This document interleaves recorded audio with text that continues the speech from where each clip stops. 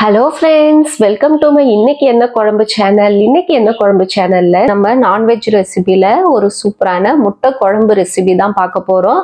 முட்டை குழம்பு ரொம்ப சிம்பிளாவும் இருக்கும், ஈஸியா செஞ்சிடலாம். டேஸ்டும் ரொம்ப நல்லா இருக்கும். வாங்க இது எப்படி செய்யறதுன்னு பார்க்கலாம். ஃபர்ஸ்ட் ஒரு மிக்ஸி ஜார் எடுத்துக்கங்க. இதுல நம்ம ஒரு பவுடர் ஒன்று அரைக்க போறோம். அதுக்கு ஒரு டீஸ்பூன் அளவுக்கு மிளகு, ஒரு அரை டீஸ்பூன் அளவுக்கு சோம்பு, ஒரு டீஸ்பூன் சீரகம் சேர்த்துக்கிட்டு இதை ஒரு பவுடரை அரைச்சி வச்சிடலாம். இப்போ ஒரு பேன்ல நல்லெண்ணெய் ஆட் பண்ணிக்கோங்க. மோஸ்ட்லி நான்வெஜ்னாலே நல்லெண்ணெய் ஆட் பண்ணி செய்யுங்க. ரொம்ப டேஸ்ட்டும் நல்லா இருக்கும், உடலுக்கும் நல்லது. இதுல ஒரு 1/4 டீஸ்பூன் அளவுக்கு கடுகு சேர்த்துக்குங்க, 1/4 டீஸ்பூன் சீரகம், 1/4 டீஸ்பூன் மிளகு, 1/4 டீஸ்பூன் வெந்தயம் ஆட் பண்ணிக்கோங்க. 2 காஞ்ச மிளகாவை கிள்ளி ஆட் பண்ணிக்கலாம். ஒரு 10லேருந்து 15 அளவுக்கு பூண்டை கட் பண்ணி ஆட் பண்ணிக்கோங்க. அது கூடவே ஒரு கைப்பிடி அளவுக்கு கருவேப்பிலையும் சேர்த்துக்குங்க. இப்போ இதை எல்லாத்தையும் நல்லா ஃபர்ஸ்ட் வதக்கிக்கலாம். பூண்டு கலர் லைட்டாக சேஞ்ச் ஆகி வரும்போது நான் சின்ன வெங்காயம் ஒரு 10 சின்ன வெங்காயம் ஆட் பண்ணியிருக்கேன். வெங்காயம் நான் இதை கட் பண்ணி சேர்க்கல, முழுசாவே சேர்த்துருக்கேன். உங்களுக்கு முழுசா பிடிக்கலன்னா நீங்க கட் பண்ணி ஆட் பண்ணிக்கோங்க. இப்போ நம்ம போட்ட வெங்காயமும் பூண்டும் நல்லா கலர் சேஞ்ச் ஆகி வரணும், நல்லா ரோஸ்ட் ஆயிருக்கணும். ஒரு வெங்காயம், பெரிய வெங்காயம் ஒன்று பொடியா கட் பண்ணி சேர்த்துக்கோங்க. இது நல்லா கலர் சேஞ்ச் ஆகி கோல்டன் ப்ரௌன் கலர் வந்த பிறகு ஒரு தக்காளி ஆட் பண்ணிக்கலாம். அது கூடவே 1/4 டீஸ்பூன் அளவுக்கு மஞ்சள் தூளும் தேவையான அளவுக்கு உப்பும் சேர்த்து வதக்கிக்கோங்க.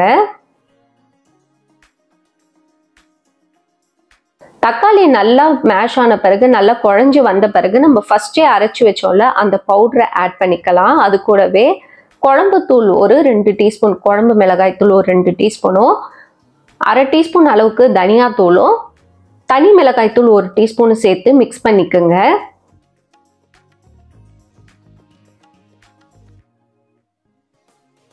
இப்போ ஒரு சின்ன லெமன் சைஸ் அளவுக்கு புளியை தண்ணியில கரைச்சிட்டு ஒரு கப் அளவுக்கு நீங்க ஆட் பண்ணிக்கோங்க.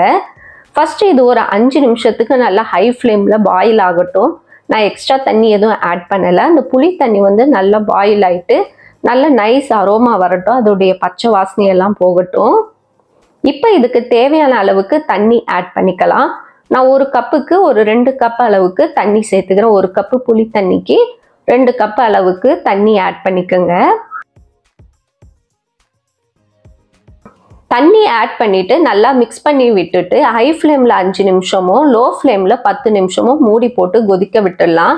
இது நல்லா கொதி வந்த பிறகு ஒரு 5 முட்டை இதில் உடைச்சி ஊற்றிக்கலாம். முட்டையை ஊற்றும் போது தனித்தனியாக உடைச்சி ஊற்றுங்க. அப்போதான் ஒரு சில முட்டைங்க கெட்டு போயிருந்தாலும் நம்மளுக்கு குழம்பு வேஸ்ட் ஆகாது.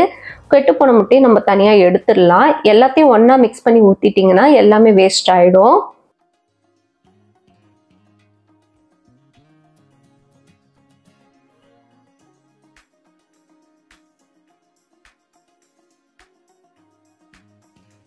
இந்த மாதிரி தனித்தனியா முட்டையை உடைச்சு ஊத்தின பிறகு ஒரு தட்டு போட்டு ஒரு 10 நிமிஷத்துக்கு லோ ஃப்ளேம்ல அப்படியே மூடி வச்சிருங்க.